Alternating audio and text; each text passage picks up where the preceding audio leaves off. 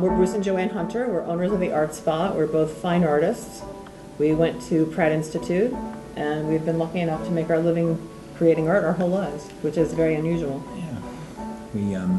We teach, we create art, we sell art, and we basically expose many people to the process of being creative. It's a wonderful thing to do. When you first heard about the project, did you think it was going to be feasible? Did you have any anxieties about it? Did you think... We realized immediately when I was speaking with Kathy, because I was the first to speak to her, that the process was exactly what the city needed because for its ability to our process.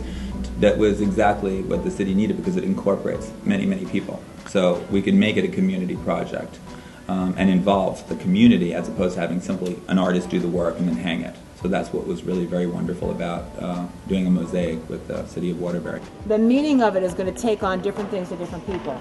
So that to us is very rewarding as artists because you will all have your own personal inferences from this mural. And that will happen for everyone in the city. And one of the very fascinating questions I was asked at the steering committee meeting was, well, what if somebody doesn't get this? What if they just don't get this? And I thought, well, actually, I like that. Because when you don't get something, it forces you to be introspective and find that meaning within yourself. Our personal philosophy of art and what we do here when we're teaching is to demystify art. To allow the average person to really understand that art is in everybody and in all of us. Whether you're picking your clothes or whether you're designing a space to live in, your own space, your apartment, anything, a room, or whether you're actually producing art for the sheer joy of producing an image, everybody can do this.